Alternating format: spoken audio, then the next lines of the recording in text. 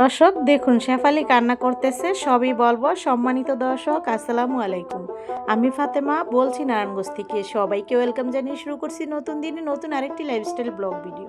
আশা করছি সম্পূর্ণ ভিডিওটি শেষ পর্যন্ত দেখবেন।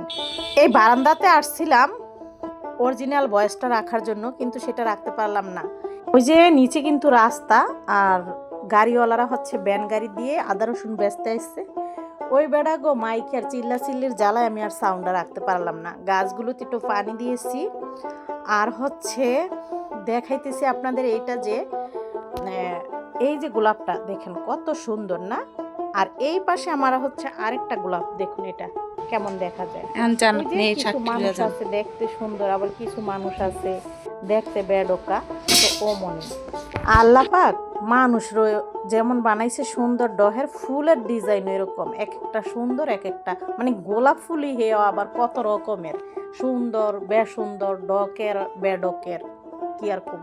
তো দেখেন কত বড় একটা কাতলা মাছ আনছি, আবার পাট শাকটি তো দেখলেনি।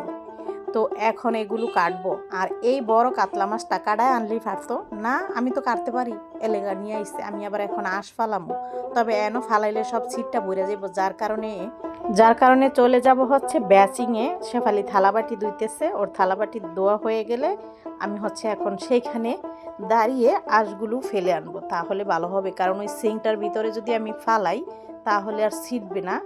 আমি কিন্তু জামার উপর দিয়ে শাড়ি পরছি আমার পেজের ভিডিও বানানোর জন্য। আসলে একরকমের জামা কাপড় পরে যদি আমরা ভিডিও বানাই তাহলে একরকম হয়ে যাবে, যার কারণে হচ্ছে কাপড় চেঞ্জ করতে হয়। শেফালিকেও মাঝে মাঝে চেঞ্জ করাই, তো ও করবে। তো দেখুন এই তো আঁশগুলো এখন ফেলে নিব। মাছের আঁশ যখন আমরা ফালাই তখন কিন্তু সুন্দর একটা সাউন্ড আছে, দেখতে ভালো লাগে, শুনতে ভালো লাগে। তো যাই হোক, এই তো আঁশ ফালানো হয়ে যাওয়ার পর এরকম হয়েছে মাছটা।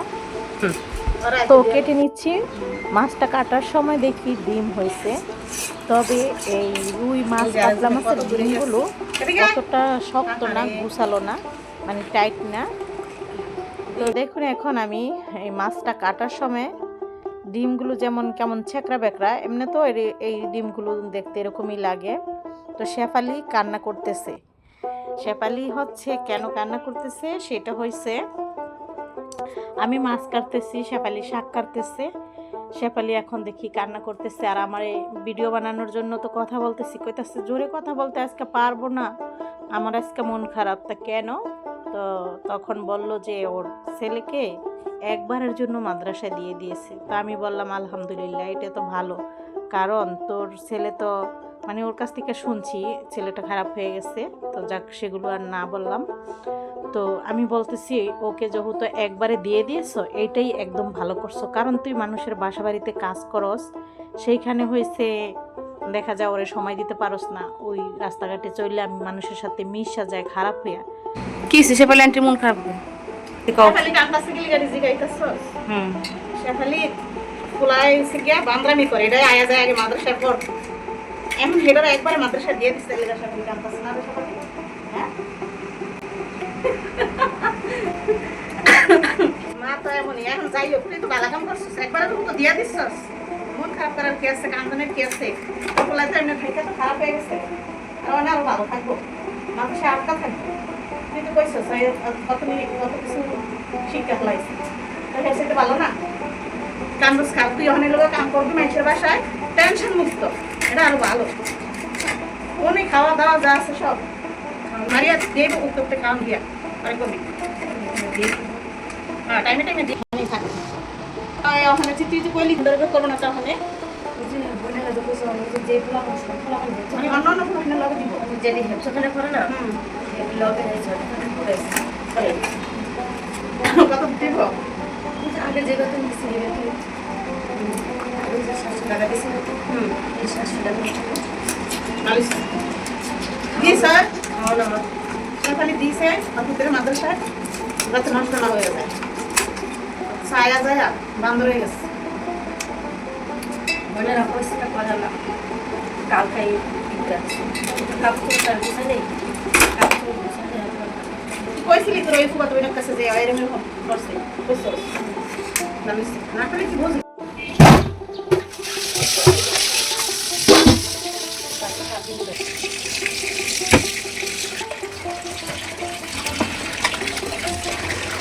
হাসপাতাল তো 24 ঘন্টাই খোলা থাকে, তাইলে আবার হাসপাতালের দরজা বন্ধ থাকে কি লিগা? আপা শুনেন না, কি শুরু করছিস? থাম তুই। আপা মাছের একটা হাতের রক্ষাটা দিলে মানুষ মরে যায়, পুরো হাত কাটলে মানুষ মরে না কে? জি। আপা আমার প্রশ্নের একটা উত্তর দেন। আবার কি প্রশ্ন করবি? সর্বপ্রথম যে ঘড়ি আবিষ্কার করলো, ওই ঘড়ির হিসাব করলো কিভাবে? ও মা গো মা, তোর এত প্রশ্নের উত্তর আমি দিতে পারবো না।